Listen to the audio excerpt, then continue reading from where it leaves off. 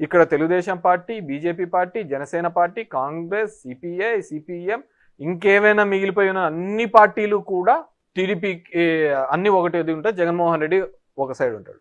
So ఆ system we have to appreciate, we have to go. డెఫినెట్గా జనం తరపున నిలబడతాడు, జనం తరపున ఫైట్ చేస్తాడు, ఎత్తి చూపుతాడని నేను. అంటే మీరు పదే పదే జగన్మోహన్ రెడ్డి గారు ప్రతి సభలోనూ ఒక ముఖ్యమంత్రి స్థాయిలో ఉండే వ్యక్తి పవన్ కళ్యాణ్ ఉద్దేశించి కారులను మార్చినట్టు పెళ్ళాలను మారుస్తాడు, 3 పెళ్ళిళ్ళు 4 పెళ్ళిళ్ళు అంటూ బహిరంగ వ్యాఖ్యలు చేయటం అనేది అవతల వ్యక్తికి సింపతి తెచ్చిపెడుతుంది, ఈ మీద నెగిటివిటీ తెచ్చిపెడుతుంది. పైగా సీఎం స్థాయిలో ఉన్న వ్యక్తి బహిరంగంగా అలా మాట్లాడచ్చా? అది పవన్ కళ్యాణ్ ప్లస్ అయింది కదా? డెఫినెట్గా ప్లస్ అయింది, దాన్ని ప్లస్గా చేసుకున్నాడు కూడా. ఇప్పుడు చిరంజీవి అలాంటి సందర్భం ఒకటి, చిరంజీవి వచ్చి సార్ సార్ సార్ అన్న టికెట్లది అదేదో చిన్న వీడియో క్లిప్ పెట్టినాడు, అంతకుముందు మాట్లాడినది అన్ని పక్కకు పోయినాయి. ఆ క్లిప్నే చూసి మా అన్నని ఇట్లా అంటారు ఇదంటారు. పవన్ కళ్యాణ్ ఒక స్టాండర్డ్గా ఉంటాడు అనేది ఒక మాట మీద ఈరోజు ఏది చెప్తాడో దాన్ని మళ్ళీ కంటిన్యూ చేస్తాడని ఏం లేదు. ఎందుకంటే చంద్రబాబుని ఎలా తిట్టాడు, బీజేపీని ఎలా తిట్టాడు, లేకుంటే అందరిని ఎలా తిట్టాడు, మళ్ళీ ఇప్పుడు ఎలా పొగుడుతున్నాడు, మళ్ళీ ఎలా తిడతాడు, ఇవన్నీ అతను వదిలే. కానీ మీరు అంటున్నట్టుగా భారతీయ సంస్కృతిలో భాగంగా అలాంటివి తప్పు అని చెప్పే ప్రయత్నం చేసినట్టు, కానీ ఆ చెప్పే విధానం అనేది ఆ పద్ధతి కాదు అని నేను అనుకుంటున్నాను. మేబీ దానివల్ల కూడా పవన్ కళ్యాణ్కి అడ్వాంటేజ్ అయి ఉంటుందని నేను అంటున్నాను. అందుకే పోటీ చేసిన 21 స్థానాల్లో 100% స్ట్రైక్ రేట్ ఇప్పుడు గెలవటం అనేది నేనేమంటే జగన్మోహన్ రెడ్డి గారి ఏ విధంగా ఒక సక్సెస్ స్టోరీగా మనం చెప్పుకుంటాము, పవన్ కళ్యాణ్ కూడా ఒక success స్టోరీనే.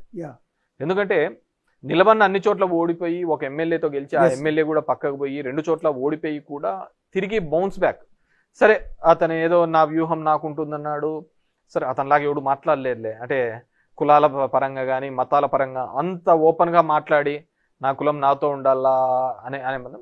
So what ever maybe తన ఆ 21 మందిని కూడా గెలవడంలో కూడా ఒక సక్సెస్ స్టోరీ. ఎందుకంటే దీనికి సీజనల్ పొలిటీషియన్స్ తప్ప, ఈ విధంగా రాజకీయం ఒక వృత్తిగా ఉన్న వాళ్ళే ఈ విధంగా బౌన్స్ బ్యాక్ అవుతారే తప్ప, మిగతా వృత్తుల మీద ఉండి సినిమా లాంటి వృత్తులో లేకుంటే మిగతా వ్యాపార వృత్తులో ఉండి ఇది ప్రైమరీ ఇంట్రెస్ట్ కాకుండా మిగతా దాని మీద ఉన్న వాళ్ళు ఇలా బౌన్స్ బ్యాక్ కావడం చాలా కష్టం. కానీ it's a success story of Pawan Kalyan అని చెప్పుకోవచ్చు.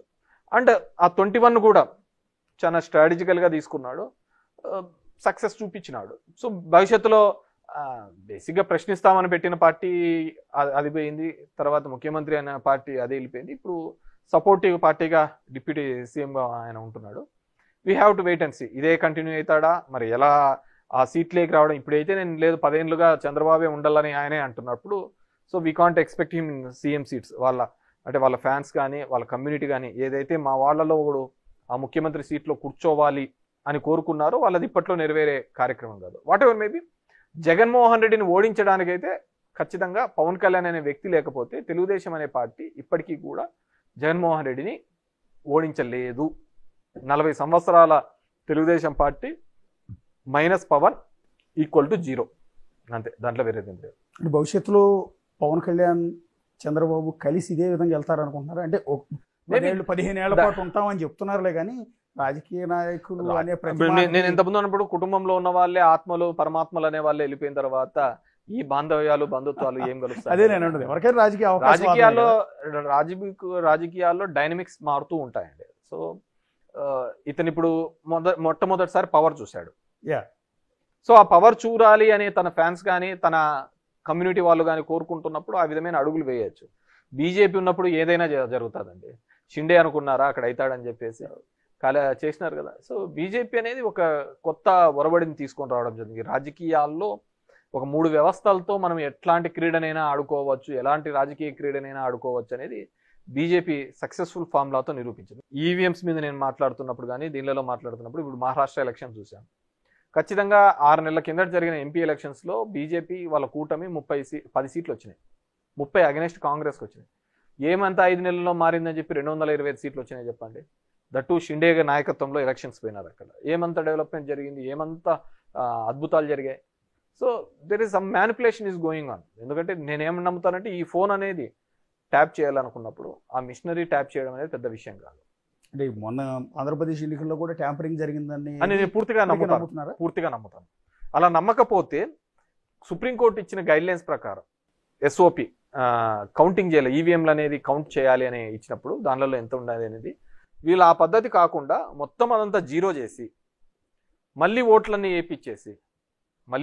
వేయించి అవి ఎంచుతామనే పద్ధతికి ఇప్పుడు వాళ్ళు కొత్త SOP తీసుకొని వచ్చినారు, స్టాండర్డ్ ఆపరేటింగ్ ప్రొసీజర్స్. నేనేమంటే ఒక హుండీలో లెక్కేయాలన్నప్పుడు హుండీలో ఎంత డబ్బు ఉందని లెక్కేయాలి, కానీ హుండీ డబ్బులన్నీ పక్కకేసి నువ్వు మళ్ళీ డబ్బులు వేసి అది ఎంచుతామంటే ఎట్లా సేమే ఉంటుంది. ఎలక్ట్రానిక్ గ్యాడ్జెట్స్ అనేది ఏది వాడినా కానీ అది కాంప్రమైజ్డ్ అవుతాయి.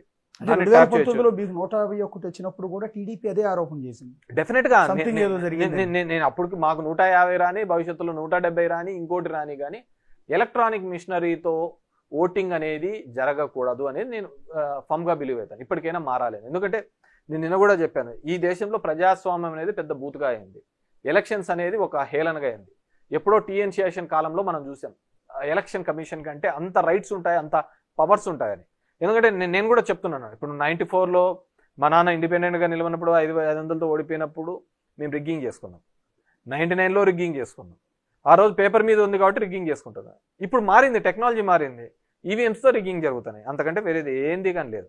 75 సంవత్సరాల మన ఇండిపెండెన్స్ అవ్వచ్చు, రాజ్యాంగం వచ్చినా కానీ ఇప్పటికీ కూడా చట్టాలు ఎప్పుడూ కూడా అధికారంలో ఉన్న వాళ్ళకి అది చుట్టంగానే ఉంది తప్ప ఎక్కడే కానీ రియల్గా నడుస్తోంది అనేది ఎక్కడా కానీ జరగటం లేదు. నేను దాని మీద స్టిక్ అయి ఉంటాను. అసలు ఓకే.